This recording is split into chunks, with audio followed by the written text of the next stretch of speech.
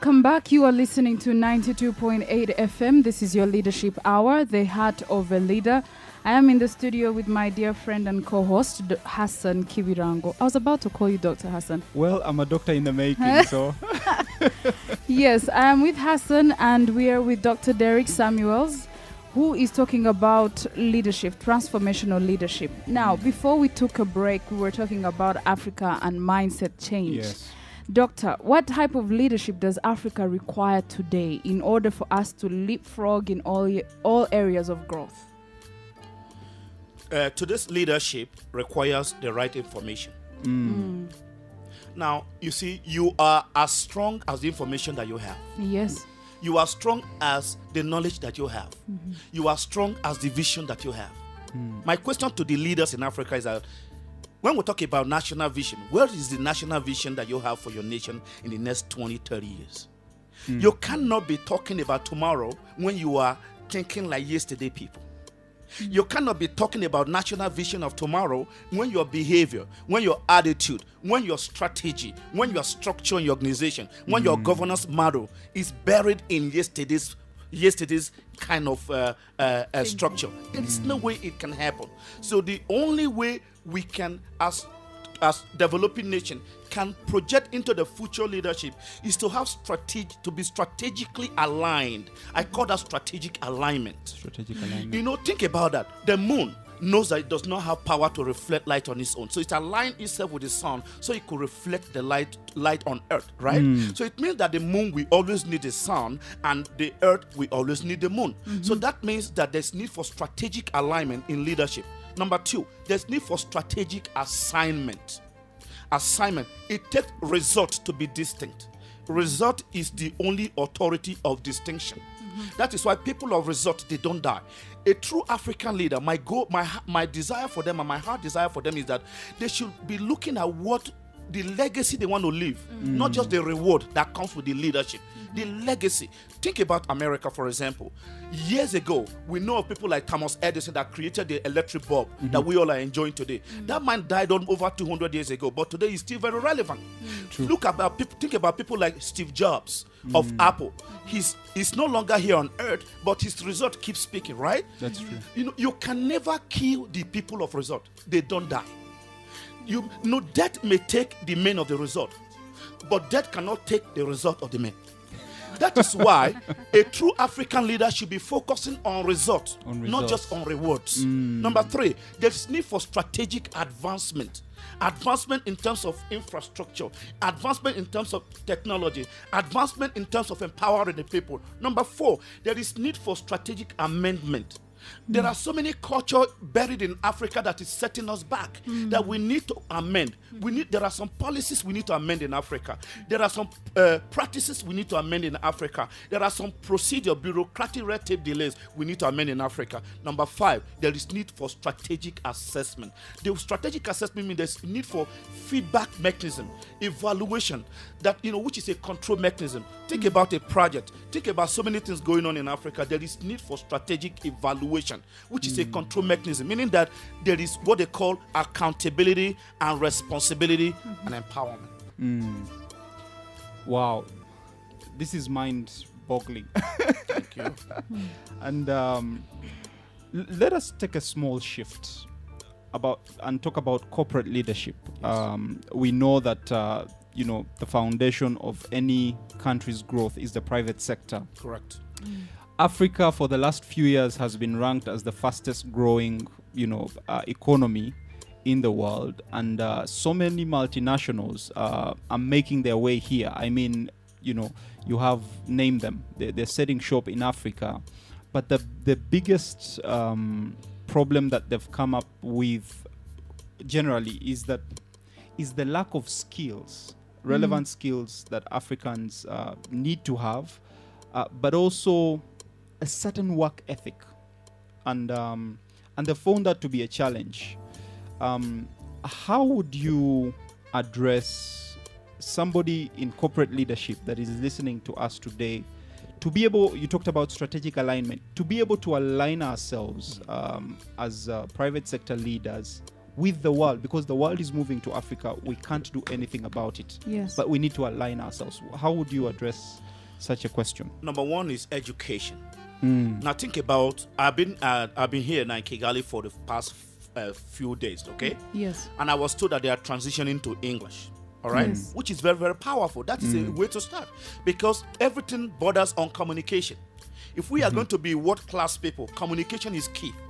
And the only way we can communicate is also to understand that we have to transition, that transition into English should be as fast as possible.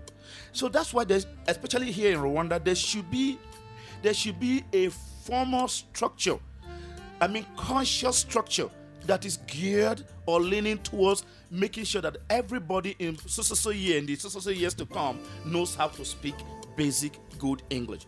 Communication is key. Number two is training. Now, when I mean training, I mean that not just going to the university. I'm talking about you also, the Rwandan government giving power to the people, the youth especially, to do what we call IT. Okay, or even while they're in the university or in the school, they can integrate or work with some of these companies for corporate organizations to do some form of IT kind of thing, like 6 months program, 2 months program, so that people get a feel of how corporate society runs. Yes. It's very, very, very important. Even when you may pay them for those 6 months, you may not pay them, but let them be gaining experience. It's very, very, very important. Another thing that I would think that corporate leaders need here is to understand that everybody here has something to offer. You've got to believe these people here and give them more opportunities to do so. Another thing I want to also emphasize is that there is need for us to also understand that the only way out is through education. Educating the mind of the people. As I've listened to so many people here, since I came here, I discovered that some people need scholarship. They need good scholarship to go to school. Because mind, like somebody said, is a terrible thing to waste. We have to transform them through education. So corporate leaders here need to help people get to the level they want them to be by training them, by educating them, by giving them opportunity. Because there are so many people here, even in Kigali here, listening to me right now, that have so much potential, so much thing to add. They have the degree, they have the skill, but nobody is hiring them. You've got to give them opportunity, because life without opportunity is a burden. Wow. And what kind of work ethic does an effective leader that moves things, what do they need to have embedded in them, as disciplines? What kind of work ethic does today's leader need to have? Very good. I like that question, because I want to go back to what is happening like in America. One thing I love in America is that they do not give up. They are resilient. Yes. No matter the challenges. If I tell you the economy challenges that we had over the past few years, and how President Obama has been on top of the game, ensuring day and night that we come back up. Just last month here, we added over 200 and something thousand jobs. So the economy is bouncing back. Same thing here in the developing nation. The work ethics that we need is, we need a very strong work ethics. Work ethics that work, in America, one of the things that culture in America is that we work and work and work and work and work. Nothing work without working it out. Nothing move without a mover. There must be people moving it. That's why I believe in Newton's law of motion. He said that every object will remain at the state of rest until an external force acts on it. Same way, what he's just trying to say, that every object will remain at the state of rest until somebody moves it. And the only way to move it is to work and work and work and not be tired of working. That's what we do in America, and that's what we expect people here to do. But one thing I want to say is that we should help people to understand the place of personal responsibility. Success is not an accidental discharge. Success is an intentional display of responsibility. Success does not come with a wish. Success comes by working it out. That is the right work ethics. Wow, I could listen to you for days. Now, there is something you taught a few days ago about packaging yourself, positioning yourself, price tagging yourselves. What do Africans need to package themselves? Because we have the resources, we have all that we need. But how do we package ourselves? How do we package what we have? How do we position what we have and price tag it? You cannot package what you have when you don't have value for it. It begins with value. You see, life begins with the value you place on yourself. You know, I told you about a bottle of water. There is no way I will buy this bottle of water if it does not have a label. No matter how powerful this water, the ingredient, everything is good. You filtered it, everything, the filtration process went through. But if it does not have a label, I will not have the audacity and the courage to buy it. Yes. So many African potential, they are on the shelf for too long. And when you stay on the shelf for too long, you lose relevance. When you stay on the shelf for too long, you lose power. When you stay on the shelf for too long, you lose courage and hope. Now, what do we need in Africa to package ourselves? Number one, have value on what you have. Have value, respect what you have, believe in what you have, behave what you have, become what you have. Now, you see, that is packaging. Positioning is very, very important. And that's where leadership comes in when it comes to positioning. It will take our leaders to position us to the right frame of work. It will take our leader to position us to the level of international standard. That is what we need. That's why I said it is this responsibility, absolute responsibility of true leaders to foster, to empower, to create an environment that enhances that strategic positioning. That's it. Okay, let me give you an example of Dubai. Look at Dubai. Dubai was built on desert. You know that? Yep. Desert is very hard without vegetation. How can it come into your mind to build skyscrapers of that nature in a desert? It will take sand. Very good. It will take value, understanding the value of what you have, and then also understanding that it's important for you to strategically position your people. Now look at Dubai. Without the government of Dubai would be nowhere today. Am I right? Same thing. Without the government, without the true leadership, corporate leader, private leaders, church leaders, religious leaders, social gathering leaders in Africa, there is no way we can strategically position ourselves. The last one you talked about is on pricing. You need to put a price tag on your what. If you don't price yourself, somebody else will price you, right? Very good. So one of the challenges I've seen in Africa is that we undervalue ourselves. We underbelieve ourselves. We underestimate ourselves. And because of that, because we underestimate ourselves, other people in the Western nation, they underestimate us because we first of all gave them the room to underestimate us. So let's put a price tag on our what. We have what it takes. Africa has natural resources. Africa have people. African have money. African have the culture necessary to move the people forward. That's where the true governance comes. Wow. I will quote you. You say that no more should people visit your live showroom and see nothing to buy on a personal basis. Yes. Now, let's break it down for the listener, someone listening to us. Maybe they are not leading in any given organization, but you're telling them no one should visit their live showroom and find nothing to buy. Yes. What do you mean by that? No, think about that. Think about you. Now, why should I hire you if you have nothing to offer? Why should I hire you if you are a yesterday person? Why should I hire you if you have no vision, if you have no goal, if you have no personal drive?